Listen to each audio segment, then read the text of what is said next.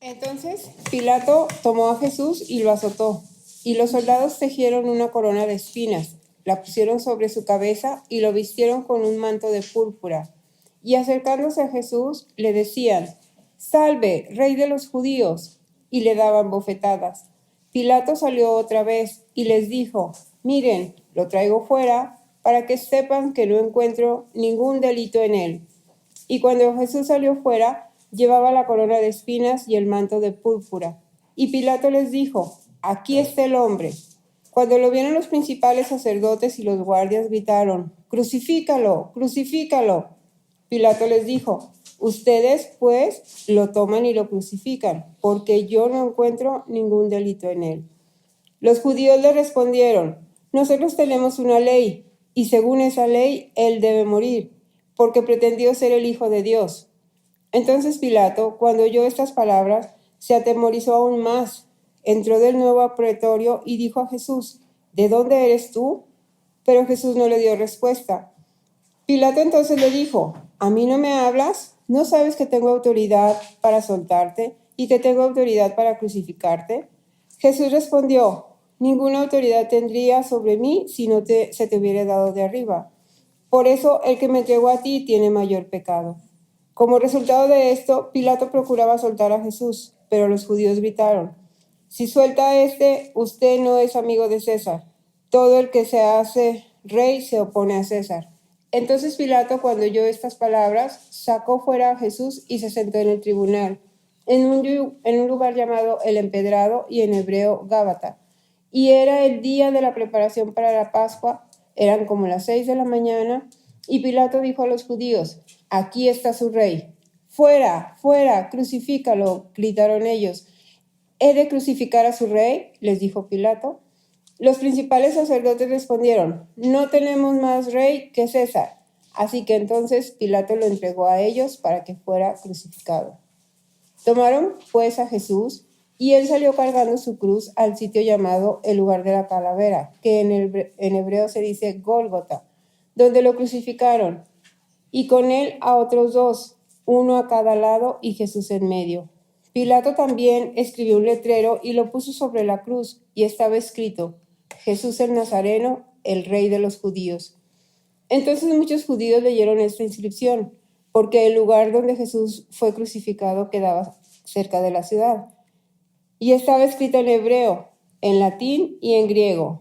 Por eso los principales sacerdotes de los judíos decían a Pilato: «No escribas, el Rey de los judíos», sino que él dijo: «Yo soy el Rey de los judíos». Pilato respondió: «Lo que he escrito, he escrito».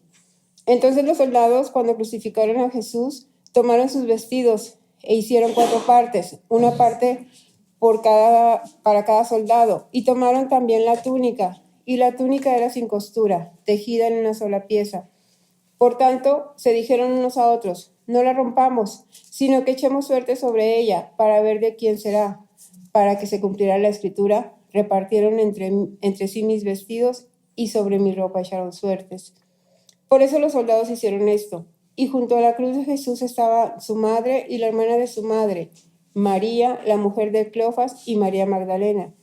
Y cuando Jesús vio a su madre y al discípulo a quien él amaba, que estaba allí cerca, dijo a su madre: «Mujer, ahí está tu hijo». Después dijo al discípulo: «Ahí está tu madre». Y desde aquella hora el discípulo la recibió en su propia casa.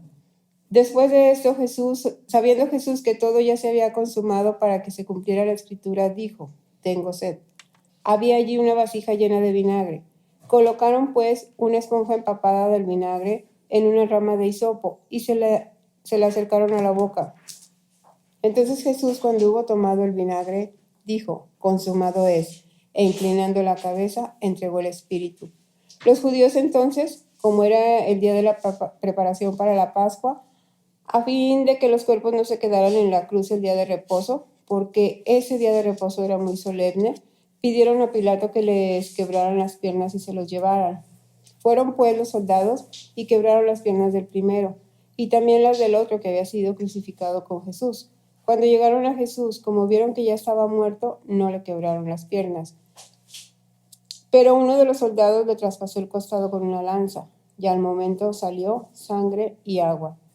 Y el que lo ha visto ha dado testimonio, y su testimonio es verdadero. Y él sabe que dice la verdad, para que ustedes también crean, porque esto sucedió para que se cumpliera la escritura, no será quebrado hueso suyo. Y también otra escritura dice, mirarán a aquel que traspasaron. ¿Me acompañan a orar? Padre, estamos reunidos, Señor, en esta hora te agradecemos, Papá, porque nos has dado la oportunidad de estar reunidos, Papá, porque nos has dado la oportunidad de venir a escuchar tu palabra, Papá, escuchar lo que tú tienes que decirnos a cada uno de nosotros, Señor. Sé tú en esta hora obrando en nuestros corazones a través de tu palabra, Papá, que tu Espíritu obre en nuestras vidas, Señor, que podamos estar atentos, que podamos estar dispuestos, que tu palabra nos confronte donde tenga que confrontar, que nos transforme donde tenga que transformar, Señor. Te lo pedimos en el nombre de Cristo Jesús. Amén. Pueden sentarse.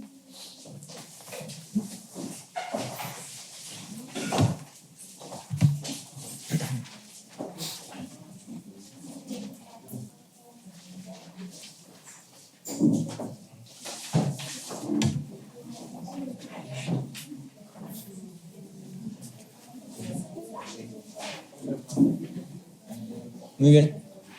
Hago una pequeña recapitulación nada más de lo que vimos la semana pasada. La semana pasada estábamos hablando respecto a esta misma porción, este mismo pasaje, capítulo 19, salvo los últimos versículos, y hablábamos específicamente enfocados en Jesús. Sí, hablábamos de Jesús y las características de Jesús, particularmente hablábamos de la inocencia de Jesús. Sí, la idea central era que Jesús era un hombre inocente, y en comparación, todos los que estaban ahí, nosotros incluidos, somos hombres que no somos inocentes en ningún aspecto. En la ocasión pasada estábamos hablando como tal de Jesús y del mundo. Era una comparativa entre luz y tinieblas, ¿sí? Entonces, nada más como recapitulando eso, recuerda que las ideas que estamos viendo a través de Juan no son ideas desconectadas, no son ideas que están unas al lado de la otra y nada más son ideas independientes, sino que son ideas que todas están siendo complemento de la misma idea central, ¿sí? Es que Dios obró para la redención de su pueblo. Entonces, en la edición de hoy me gustaría que nos enfocáramos en el otro personaje que estaba presente a lo largo de todo este evento, que es Dios mismo, ¿sí? Y vamos a hablar de tragedias. Cuando usas la palabra tragedia, ¿qué piensas? ¿Qué piensas cuando te refieres a algo como una tragedia? ¿Qué es una tragedia? Dolor, algo doloroso. Algo muy doloroso, algo, ¿qué? Perdón. Que salió todo mal. Ajá. Romeo y Julieta. Generalmente cuando hablamos de tragedias, hablamos de cosas que son terribles, ¿no? O sea, siempre tiene este tinte negativo. Una tragedia la definen como el resultado fatal de una lucha sin esperanza. Y entonces como la definición más pesimista, más negativa, más triste, más extremistamente fatal que he escuchado, ¿sí? El resultado fatal de una lucha sin esperanza. ¿Sí? Entonces así como que es trágico, ¿no? Cuando pensamos en tragedias, inmediatamente nos vamos a los extremos de lo desafortunado. Hablamos de catástrofes que están fuera del control de los hombres, accidentes que pueden resultar en el fallecimiento de una o muchas personas. Hablamos de tragedias incluso en un sentido dramático de, se me cayó el celular, se estrelló. No, qué tragedia. Sí, ya esa es una tragedia. Sí. Pero finalmente es una tragedia porque, ¿no? Se te cayó el celular y mientras está el celular boca abajo es el celular de Schrödinger. No sabes si está roto o no. Puede que sí, puede que no. Y entonces puede que sea una tragedia o tu día de suerte. Pero esa misma como esos dos tipos de resultados que pueden ser se van al extremo. O tuviste mucha suerte o te fue muy mal. No hay un punto medio de se me rompió un poquito nada más. O es trágico o es victoria. Y hablando de tragedias, posiblemente el clásico de clásicos en historias trágicas tenga que ser Romeo y Julieta, justamente. ¿Sí? Romeo y Julieta es una historia que ha sido contada a lo largo de los años, desde su primera aparición en el siglo XVI, y es una historia que creo que todos conocemos. Sí, a lo mejor nadie ha estado en una obra de Romeo y Julieta, nadie ha leído Romeo y Julieta, pero todos conocemos la historia. Y entonces tienes dos familias en oposición, tienes dos jóvenes que se aman con todo su corazón y con toda su alma, y y tú y yo somos uno. Y luego tienes un plan descabellado para poder vivir en ese amor y que las familias no se interpongan. Y tienes un final trágico, ¿sí? Un final fatal. Y si sabes el final de la historia, es como un final bobo, si lo quieres ver así. Pero es trágico justamente por eso, porque es un final como, es que iba todo tan bien, pero luego pasó eso. ¿Sí? Entonces, para los que no saben la historia, básicamente Romeo y Julieta, Romeo era de una familia, Julieta era de otra. Las familias estaban en pleito, los dos se amaban mucho. Y entonces a Julieta se le ocurre, voy a hacer que me morí para que Romeo pueda venir a rescatarme. Y entonces Julieta se hace la morida, pero Romeo se la cree. Le hizo muy bien. Julieta hizo muy bien como que se haya muerto, que hasta Romeo se la cree. Y entonces cuando Romeo ve a Julieta muerta, dice, yo tampoco quiero vivir. Y Romeo se desvive, pero él sí de Davis. Entonces se despierta Julieta y... No. Sí. Spoilers. Sí, y entonces trágico. Sí. Trágico. Sí. Y entonces Romeo y Julieta a lo largo de los siglos ha sido la perfecta tragedia. Y así como que hablando de tragedias, ese es el ejemplo más claro. Ahora llegamos a Juan 19, el capítulo de la historia de Jesús que muchos llamarían como el evento más trágico en la historia. Sí, el evento más trágico en la historia, por lo menos en la historia de la vida de Jesús, o por lo menos en la historia de la Biblia. Más trágico que Romeo y Julieta. Pero irónicamente, el autor de este libro narra este evento de una forma casi de paso, ¿no? Si te has dado cuenta que Juan realmente no se para a contarte y estaban llorando y pasó esto y pasó aquello. Juan te está diciendo, Jesús murió, a Jesús le hicieron esto, a Jesús le pasó esto. Y murió. ¿Sí? Y Juan no se para a decirte lo que sintió él, lo que sintió su mamá, lo que sintieron los discípulos, lo que la gente pensó, lo que la gente vio. ¿Sí? Ni siquiera se para a decirte lo que Jesús estaba sintiendo. ¿Sí? Él simplemente está narrando, esto es un evento que pasó. ¿Sí? Y entonces cuando lo vemos desde este punto de vista, pareciera ser que esa tragedia no es tan trágica. Para Juan no es tan trágica. Lo cual es curioso, ¿no? Entonces se cruza por tu mente, ¿realmente fue tan trágico? Para este autor, este trágico evento, trágico entre comillas, no es el final de la historia. Es un capítulo de la historia completa, es el capítulo climático del libro, pero no es el libro completo. Ni siquiera es una tragedia, sin duda fue algo terrible, pero ni siquiera lo clasifica como una tragedia. Sí, recuerda que una tragedia es el resultado fatal de una lucha sin esperanza. Y cuando vemos la cruz de Cristo, no vemos el resultado fatal de una lucha sin esperanza. ¿Sí? No es una tragedia. Y más allá de la crueldad y maldad que podemos ver en todo este recuento, podemos ver la inexplicable gloria de Dios. ¿Sí? Y entonces me gustaría que hoy nos enfocáramos tú y yo en ver la gloria de Dios, ¿sí? En la obra de la cruz. Calvino, en su libro de Institutos de la Religión Cristiana, básicamente es un libro de 4 libros. Y en sus primeros 2 libros, algo que me parece muy interesante es que en el primer libro él lo llama Dios dándose a conocer por medio de sus obras. Entonces conocemos a Dios por medio de sus obras. Y luego en el segundo libro lo llama Dios dándose a conocer por medio de su obra de redención en Cristo Jesús. Y entonces lo que Calvino está queriendo decir es que hay una diferencia. Hay una diferencia entre conocer a Dios como creadores, hay una diferencia entre ver las nubes y decir, Dios es un artista. Y ver la obra de la cruz y decir, ese es Dios. Es el mismo Dios, pero son dos aspectos, por ponerlo de cierta forma. 2 aspectos de Dios que muchas veces pasamos por alto. Muchas veces nos quedamos con el Dios creador y no vemos al Dios redentor. Nos quedamos con el Dios creador del universo, nos quedamos con el Dios poderoso, nos quedamos con el Dios que hace milagros, pero no vemos al Dios que redimió a su pueblo. En Juan 17:3 leemos que dice, esta es la vida eterna, que te conozcan a ti, el único Dios verdadero, y a Jesucristo, a quien has enviado. Estas 2 ideas no son independientes la una de otra. Conocer a Cristo es conocer a Dios. Y la semana pasada justamente hacíamos eso. Conocíamos a Cristo. Veíamos que Cristo era un hombre inocente. ¿Sí? Veíamos que Cristo era un hombre que dio su vida por su pueblo, por su gente. Pero ahora vamos a enfocarnos en la otra parte. Conocerte a ti, el único Dios verdadero. ¿Sí?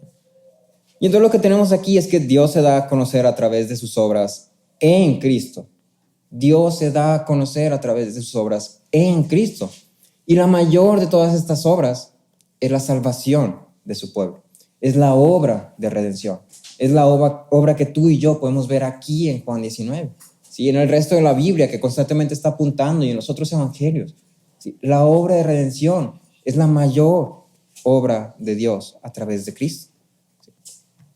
Entonces me gustaría empezar enfocándonos. Me gustaría que prestáramos atención a dos hechos particulares sobre esta obra. La obra de redención es también un tema extenso, es un tema muy, no lo quiero llamar profundo, pero es un tema muy extenso. Hay muchas cosas muy interesantes, muy buenas de saber. ¿Sí? Hay muchas cosas que puedes leer y hay mucha información y hay muchas cosas que son muy de bendición, como lo quieras llamar. ¿Sí? Lo estoy enfocando en estas dos en particular porque esto es lo que quiero que tú y yo hoy conozcamos. ¿Sí?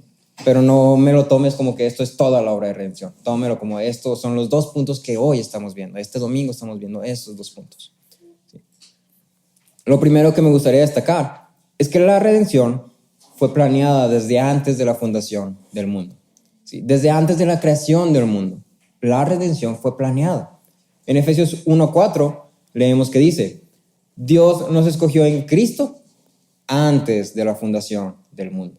Sí, nos escogió en Cristo antes de la fundación del mundo. La obra de redención fue planeada desde antes de la fundación del mundo. El plan de redención no fue un plan B, no fue un plan de emergencia, no fue un plan que fue ideado cuando el hombre pecó. No fue que Dios creó al hombre y dijo iba a ser así, así, así, y luego el hombre, oh no, y Dios, trágico. Y entonces ahora tengo que hacer algo al respecto. El plan de redención fue ideado desde antes de la fundación del mundo. Martin Lloyd-Jones decía: Dios no cambia sus planes basados en el hombre, sino que lleva a cabo su buen plan hasta la consumación final. Dios no cambia sus planes basados en el hombre. Y esto es algo que para ti y para mí a un nivel actual podemos tomar con mucha seguridad, con mucho descanso, con mucha esperanza. Lo que yo hago no hace que Dios cambie sus planes. Lo que yo haga o no haga no hace que Dios cambie su curso. No afecta a Dios. Dios tiene un plan. Y para los que están en Cristo podemos decirlo con seguridad, decirlo con certeza, que Dios tiene un buen plan. Si Dios tiene un buen plan, entonces lo que yo haga o no haga no va a cambiar los planes de Dios. Eso a mí me da descanso. Porque quiere decir, puede que me equivoque. Sí, puede que me equivoque. Naturalmente lo voy a hacer. Sí. Pero ¿qué crees? Eso no cambia los planes de Dios. Dios sigue siendo Dios y sigue estando bajo la providencia, bajo la soberanía, bajo la sabiduría de Dios, aún en esos errores. A lo largo de este libro hemos visto repetidas veces la expresión para que se cumpliese lo que estaba escrito.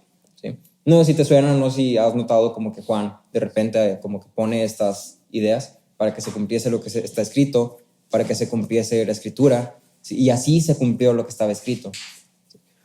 Esta frase no está meramente ahí como un comentario o un detalle más en esta historia que sirve para darle más color o más vida o más interés. Estas pequeñas expresiones, estos pequeños hechos nos hacen que veamos algo que es mucho más grande que nosotros. Eventos pequeños que nos apunten a algo más grande que nosotros. En estas pequeñas afirmaciones podemos ver la soberanía de Dios obrando en la historia. Si en estas pequeñas expresiones de para que se cumpliese, etcétera, etcétera, podemos ver la soberanía de Dios obrando en la historia. Desde las ideas que encontramos en el prólogo de Juan, que se conectan directamente con Génesis, no sé si recuerdas que cuando estábamos viendo el prólogo, veíamos que casi todo el prólogo es una recapitulación de Génesis, con el vocabulario de Juan, pero es una recapitulación de Génesis. ¿sí? En el principio era el verbo. ¿Sí? Y luego en Génesis dice, en el principio era Dios. ¿Sí? Es casi lo mismo que Génesis 1 al 3. ¿Sí? A lo largo de la historia de los israelitas, en todo el Antiguo Testamento, en la promesa de un redentor y un rey, en el darse a conocer a través de toda la ley, todas estas cosas constantemente nos hablan de un Dios que ha estado en control de todas las cosas desde el inicio de la creación. ¿Sí? Desde el inicio de la creación, Dios ha estado obrando. ¿Sí? Y todas las cosas que tú puedes ver en el Antiguo Testamento y que tú puedes ver a lo largo de la historia son cosas importantes que Dios hizo para que en este momento tú y yo podamos ver cómo se cumplía lo que Dios había dicho. ¿Sí? Entonces Dios te está dando evidencias de, mira, yo ya había dicho que esto iba a pasar, ¿y qué crees? Pasó. No es así como que, y pasó, así yo dije que iba a pasar. Sino, no, aquí está registrado. En 2 Corintios podemos ver expresada una verdad que es maravillosa. ¿Sí? Si me acompañas ahí a 2 Corintios 5, versículos 18 al 21. 18 al 19. 2 Corintios 5, 18 al 19.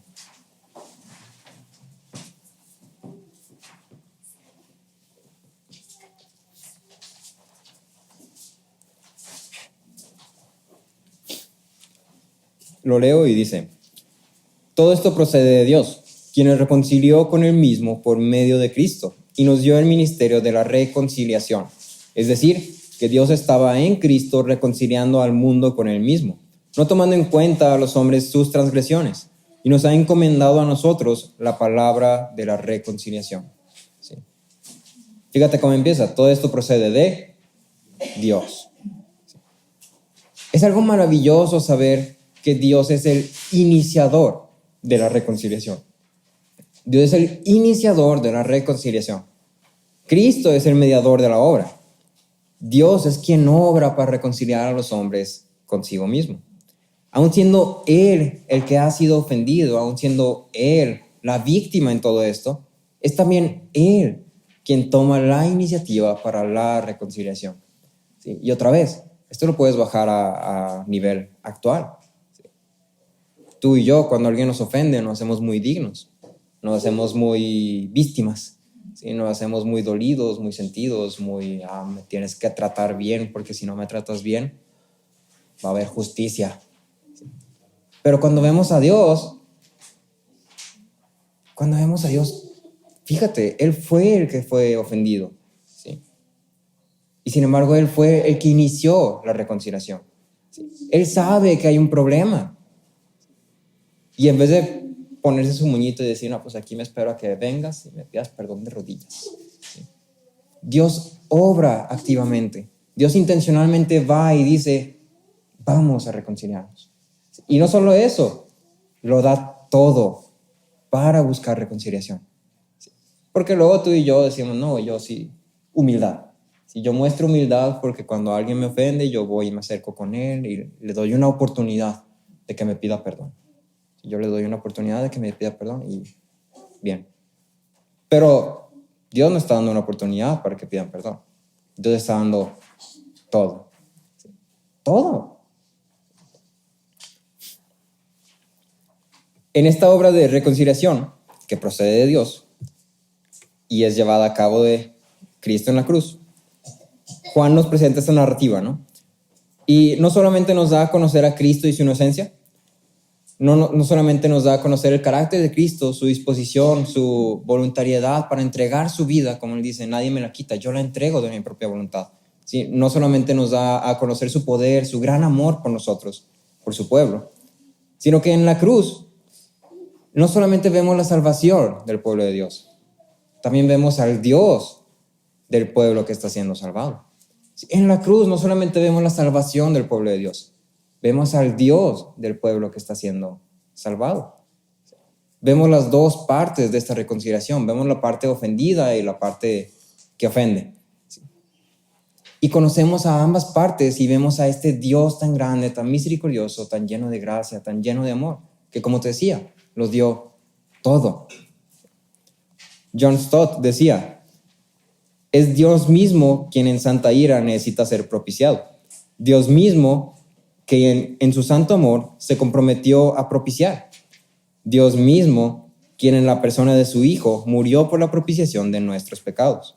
Así Dios tomó su propia iniciativa amorosa para apaciguar su propia ira justa, llevándola consigo mismo en su propio Hijo, cuando Él tomó nuestro lugar y murió por nosotros. No hay crudeza aquí para evocar nuestro escarnio, solo la profundidad del amor santo para evocar nuestra adoración. Dios hizo todo. Dios hizo absolutamente todo. Dios hizo justicia, Dios satisfació su ira, Dios perdonó, Dios reconcilió, Dios hizo todo. Entonces, lo primero que quiero destacar de esto es la redención fue planeada desde antes de la fundación del mundo. Si no es un plan B, no es algo que Dios se sacó de la manga, es algo que había sido ya predefinido. Y lo segundo que me gustaría destacar es que la redención es un plan definido. La redención es un plan definido. En Juan 13:19 leemos que dice: se lo digo desde ahora, antes de que pase, para que cuando suceda, crean que yo soy. Y aunque esto es en Juan 13:19, unos capítulos atrás, esto es algo que puede aplicar para toda la Biblia. ¿Sí? Es algo que puede aplicar para toda la Biblia. Todo el Antiguo Testamento está justamente apuntando a esto. ¿Sí? Te lo muestro desde ahora para que cuando pase puedas creer. Yo soy. ¿Sí? Yo soy. ¿Sí? Recuerda que el yo soy no es nada más un título o algo así, es el nombre de Dios. ¿Sí? Yo soy Dios. Al llamarlo plan, lo más justo es verlo como algo que de principio a fin había sido completamente diseñado hasta el más mínimo detalle. Y cuando hacemos un plan de ahorros, cuando hacemos un plan administrativo, cuando hacemos un plan de estudios, cuando hacemos un plan, lo que tú quieras, ¿sí? Un plan de viaje. ¿Sí? Cuando hacemos algo así, estamos tratando de mantener todo en orden, ¿no? Y entonces decimos, ok, esto es lo que va a pasar, y luego esto, y luego esto, y luego este dinero se va a ir para acá, y este para acá, y luego este para el ahorro, y luego este para los gastos, este para la comida, este para el café. ¿Sí? Y ya estás planeando todo. ¿Sí? Cada evento, cada singular evento que ocurrió en todo esto, en el orden que ocurrió, en el tiempo que ocurrió, fue parte del plan de Dios para la redención de su pueblo.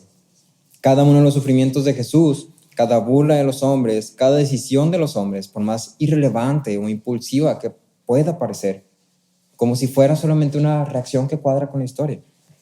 Todo fue parte del plan de Dios para la redención de los hombres.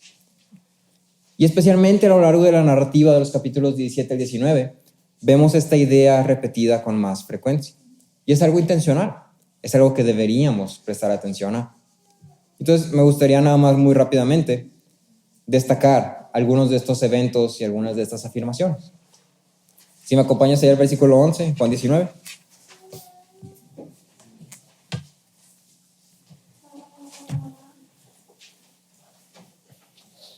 El versículo 11 dice, como contexto, ¿no?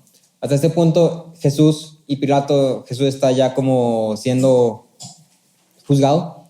Pilato está tratando de soltarlo porque es un hombre inocente y Pilato lo sabe. Y entonces Pilato va y le dice a Jesús, defiéndete, di algo para defenderte. Entonces va Pilato y le dice eso, y Jesús le dice, ninguna autoridad tendrás contra mí si no te fuese dada de arriba. ¿Sí? Y entonces lo que vemos aquí es que Jesús reconocía que todo esto ocurría porque así Dios había obrado para que ocurriera. En estas palabras, lo que Jesús está queriendo decir es que Pilato no era quien tenía la autoridad. Pilato era un instrumento de Dios. Aun cuando Pilato no sabía, Pilato estaba siendo utilizado como un instrumento de Dios. El que tenía autoridad para soltar, para que viviera, para que muriera Jesús, era Dios, es Dios. Ni Pilato ni el Sanedrín estaban dictando la historia.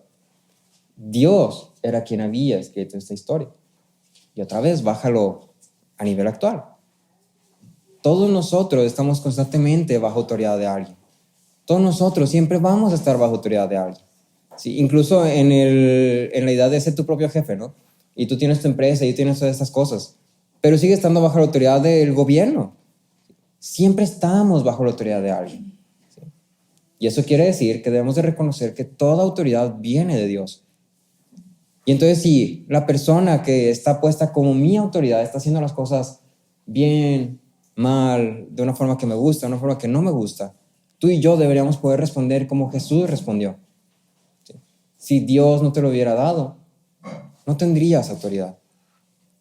Incluso en estas cosas, Dios sigue teniendo el cuidado. ¿Sí? Incluso en estas cosas de autoridad, en estas cosas de cómo son mis papás, cómo son mis maestros, cómo son mis jefes, ¿sí? Cómo son mis compañeros que a lo mejor están un nivel más arriba que yo, cómo son mis, no sé, llámale lo que quieras. Cómo son los que están en autoridad sobre mí. En todo esto, Dios sigue teniendo el control.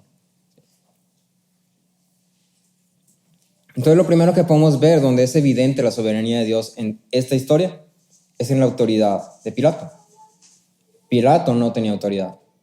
Dios tenía autoridad y estaba siendo utilizada por medio de Pilato. Ahora si me acompañas al versículo 19. El versículo 19 dice: escribió también Pilato un título que puso sobre la cruz, el cual decía: Jesús Nazareno, Rey de los Judíos. Versículo 20. Y muchos de los judíos leyeron ese título porque el lugar donde Jesús fue crucificado estaba cerca de la ciudad. Y el título estaba en hebreo, griego y en latín. Jesús fue identificado en 3 idiomas. Y esos 3 idiomas eran los 3 idiomas predominantes en el mundo contemporáneo. Esos 3 idiomas eran básicamente los 3 idiomas que todo el mundo hablaba. ¿Sí? Eran los 3 idiomas que todo el mundo hablaba. Lo que tú y yo a lo mejor hoy tomaríamos como inglés, mandarín y, no sé, francés. Los 3 idiomas principales del mundo. Entonces Pilato escribió esto como una forma de redimirse a él mismo por asesinar a un hombre inocente. Lo que quería hacer Pilato era como hacer algo, ¿sí? Para excusarse un poquito, porque no pudo liberar a un hombre inocente. Y entonces escribe: Jesús, Rey de los Judíos. Y lo pone en mayúsculas, así como, bueno, una disculpilla. Ups, te maté. Jesús, Rey de los Judíos. Pero aparte de eso, Pilato también recuerda que es un hombre egocéntrico. Sí, es un hombre orgulloso, es un gobernador, es alguien que tiene poder. Y los hombres que tienen poder generalmente son personas alzadas. Y entonces Pilato, no siendo excluido de esta lista de personas con poder, cuando se ve forzado por los judíos a matar a un hombre inocente, a ir en contra de su juicio, ¿qué hace? Se desquita. ¿Y cómo se desquita? Los judíos no querían que Jesús fuera llamado el Rey de los Judíos. Ellos no lo veían como rey. Y entonces Pilato va y ¿qué hace? Ándele, Rey de los Judíos, para que se te quite. Sí, porque me hiciste matarlo. Y entonces otra vez, parece una reacción natural, una reacción infantil, pero una reacción natural, ¿no? Parece ser como, pues sí, tiene sentido. Sí, pues Pilato, es chifladillo, los judíos ahí medio hicieron cosas mochas, y pues ya, que se les quite, ¿no? Pero el nombramiento de Jesús en estos 3 idiomas distintos, que son específicamente los 3 idiomas predominantes, podemos ver cómo está apuntando a que el nombre de Cristo iba a ser conocido por toda lengua y toda nación. Iba a ser conocido a través de todo el mundo. Como el evangelio iba a ser predicado a través de todo el mundo. ¿Sí? Y entonces date cuenta, Pilato no sabía que estaba siendo utilizado. Pilato lo hizo esto como una forma de picarle las costillas a los judíos. Sin embargo, tú y yo, cuando vemos la narrativa completa, podemos ver que Dios tenía algo en mente, algo mucho más grande en mente. ¿Sí? Podemos ver la soberanía de Dios obrando en la historia. Por último, me gustaría destacar versículo 31 al 34, que dice: entonces los judíos, por cuanto era la preparación de la Pascua, a fin de que los cuerpos no quedasen en la cruz en el día del reposo, pues aquel día de reposo era de gran solemnidad, rogaron a Pilato que se les quebrasen las piernas y fuesen quitados de allí. Vinieron pues los soldados y quebraron las piernas al primero y asimismo al otro que había sido crucificado con él. Mas cuando llegaron a Jesús, como le vieron ya muerto, no le quebraron las piernas. Pero uno de los soldados le abrió el costado con una lanza y al instante salió sangre y agua. ¿Sí? Ahora, esto es algo muy interesante. La cruz era una muerte lenta, una muerte muy lenta. De hecho, se dice que la cruz tenía un tipo de asientito, así como está la cruz y tenía como un tipo de asientito, para que los hombres que estuvieran ahí colgados en la cruz tuvieran una forma de luchar por su vida un poco más de tiempo. La cruz era una muerte lenta y cruel. Y aunque los hombres sabían que no iban a vivir, o sea, iban a morir, el instinto de preservación, si lo quieres ver así, pues tú tienes ahí una forma donde puedes prolongar tu vida un poco más. ¿Qué vas a hacer? Prolongar tu vida un poco más. La cruz era una muerte lenta y dolorosa. Tomaba horas y horas, a veces días. ¿Sí? Y entonces los judíos dicen, no, es que ya va a ser nuestro día festivo, ya va a ser nuestra Navidad. Quítalos porque se ven feo y llegan las visitas. Entonces una razón, otra vez, una razón tonta, una razón irrelevante, una razón hipócrita. ¿Sí? Y entonces llegan los soldados y quebran las piernas. Esta costumbre era para que, como generalmente no estaban muertos todavía, quebraban sus piernas y los dejaban morir en otro lado. Y las piernas rotas era para que no huyeran. Y entonces llegan con los hombres, quebran sus piernas, pero llegan con Jesús. ¿Y qué crees? Jesús ya estaba muerto. Pero muy curiosamente murió muy rápido. La cruz era una muerte lenta y sin embargo Jesús murió muy rápido. Extraordinariamente rápido. Si fue colgado junto con estos otros dos hombres, ¿por qué murió tan rápido? Y al final de cuentas, lo que vemos es que los huesos de Jesús no fueron rotos. Entonces pensaríamos, ¿no? ¿Y esto qué tiene que ver? Pero en la Biblia, los huesos están llenos de significado. Los huesos tienen un gran significado. Al final de Génesis, José, nuestro personaje último de Génesis, da órdenes al pueblo de que lleven sus huesos a la tierra prometida cuando Dios los sacara de Egipto. En Génesis 50:25, si gustas acompañarme. Leemos que dice: Luego José hizo jurar a los hijos de Israel, diciendo: Dios ciertamente los cuidará y ustedes se llevarán mis huesos de aquí. Entonces José sabía que iba a morir, pero a él le preocupaban sus huesos. Él estaba preocupado por sus huesos.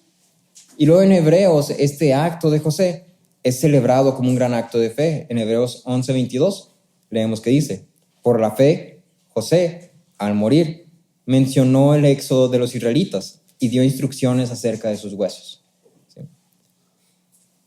Y ahora, cuando te hablo de huesos y la Biblia, ¿a qué va tu mente? Huesos, Biblia. Huesos secos. Sí, cuando hablamos de huesos, generalmente pensamos en el valle de los huesos secos en Ezequiel.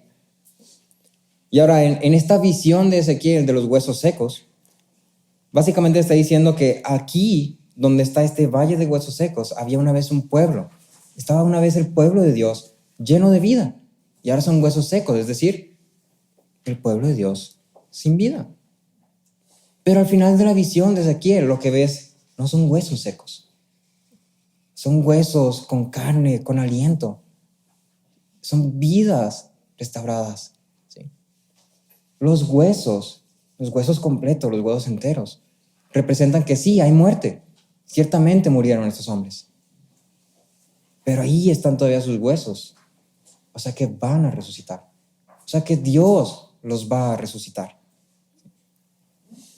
En otras palabras, decía Piper, los huesos intactos, los huesos mantenidos, los huesos enteros, representan la esperanza de la resurrección. Que Dios en su perfecto momento volverá a montar los huesos, a restaurar la carne, a dar aliento, a traer huesos secos de vuelta a la vida completa con poder de resurrección. Y entonces cuando tú y yo vemos que los huesos de Jesús no fueron rotos, lo que estamos viendo es que Dios está diciendo, va a resucitar. Va a resucitar. ¿Sí? Y mira lo cuidadoso que soy. Mira lo bien diseñado que está mi plan. Que incluso estoy dejando esta pequeña notita. Este pequeño guiño de lo que va a acontecer. Jesús va a resucitar. Y entonces a través de estas pequeñas coincidencias, de estas formalidades, de estos hechos,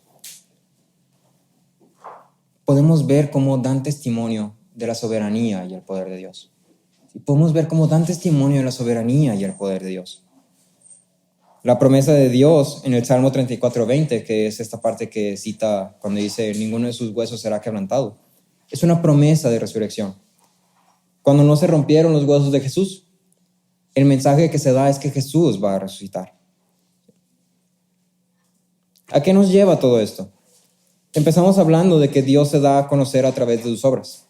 Particularmente la obra de redención en el Hijo es la más gloriosa de todas ellas. Ahí podemos conocer todas las características de Dios de una forma impresionante. En la obra de la cruz, Dios se da a conocer como el soberano sobre toda la creación. El Dios que escribió la historia de la humanidad, el Dios meticuloso que no pasó ningún detalle por alto, el Dios que con gran sabiduría hizo que todo ocurriera en una forma que constantemente apunta de regreso a Él. Que cuando tú lees este recuento con esto en mente, te vas a dar cuenta que nada se le salió de las manos. Nada se le salió de las manos. Y todas estas cosas ocurrieron con un solo propósito. Porque no tuvieron que pasar. Dios no necesitaba que Jesús tuviera sus huesos completos para resucitar. Dios no necesitaba que los soldados partieran las prendas de Jesús. Dios no necesitaba eso. Sin embargo, lo hizo así, con un solo propósito: que la fe de su pueblo aumente, al saber que este Dios es su Dios. Todo esto fue hecho simplemente para que aquellos que son el pueblo de Dios puedan ver y reconocer que este Dios es su Dios, el Dios que tiene control de todas estas cosas, hasta el más pequeño detalle, hasta estas cosas irrelevantes que nos pasan en el día a día, ¿sí? Hasta que la persona me vio feo, hasta que la persona me habló mal, hasta que se me cayó el café y me manché toda la playera y ya se me arruinó mi día y... ¿Por qué me odias, vida? Ya no quiero ser tu mejor guerrero. Pero cada una de estas cosas no se ha salido de las manos de Dios. Cada una de estas cosas pasan porque Dios así quiso que pasaran. A través de la cruz, Dios se revela como soberano sobre la creación, sobre los hombres y sobre su pueblo. En el Salmo 139, versículos 13 al 16, leemos que dice: Tú formaste mis entrañas, me hiciste en el seno de mi madre. Te daré gracias porque asombrosas y maravillosamente he sido hecho. Maravillosas son tus obras, mi alma lo sabe muy bien.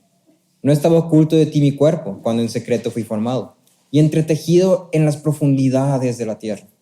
Tus ojos vieron mi embrión y en tu libro se escribieron todos los días que me fueron dados, cuando no existía ni uno solo de ellos. Todos tus días ya fueron escritos por Dios. Todos tus días ya fueron escritos por Dios. Tu mejor día, tu peor día, tus días donde 5 de 10, tus días 10 de 10, tus días 2 de 10, ya no quiero que sea mañana. ¿Sí? Todos tus días fueron escritos por Dios. Y entonces esto nos lleva a la pregunta: ¿qué esperanza tengo? ¿Cómo vivo? ¿Cómo se ve mi seguridad de que Dios escribió todos mis días en medio de mis tragedias? ¿Cómo reacciono ante ello? Cuando no pasa lo que quiero que pase, cuando pasa lo que no quiero que pase, cuando las cosas no pintan bien, cuando la gente no me trata como debería, cuando me pasan injusticias, cuando alguien me hace algo malo, ¿cómo reacciono ante ello? James Montgomery Boyce, en uno de sus últimos sermones, detectaron cáncer, era terminal. Y entonces, uno de sus últimos sermones, justamente él habló sobre la soberanía de Dios. Y dijo esto: si Dios hace algo en tu vida, ¿lo cambiarías?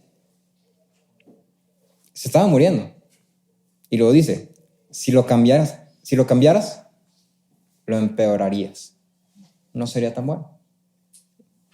Un hombre que estaba muriendo dijo esto. un hombre que tiene una enfermedad terminal, que es una enfermedad desgastante. ¿Sí? Y él dijo esto. Sí, él dijo, yo no lo cambiaría, porque Dios así lo hizo, y Dios tiene un mejor juicio que yo. Si lo cambiara, no sería tan bueno. En Cristo nos convertimos en hijos de este Dios. En Cristo tú y yo tenemos la certeza de que todas las cosas obran para nuestro bien. En Cristo tú y yo podemos descansar. Podemos ver que todo lo que nos ha pasado ha sido para bien, porque Dios es un Dios bueno.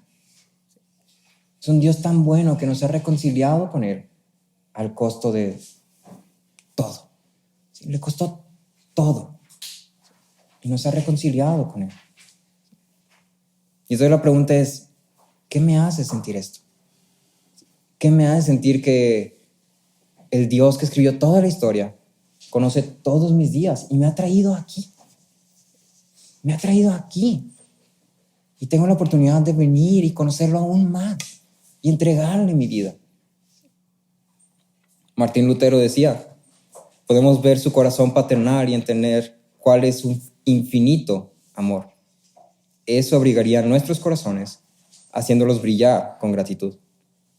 Y Michael Reeves decía que los que conocen a Dios ven la gloria de la cruz, la gloria de un Salvador amoroso, la gloria de un Dios poderoso, pero un Dios humilde que no se avergüenza de llamarse a sí mismo nuestro Padre.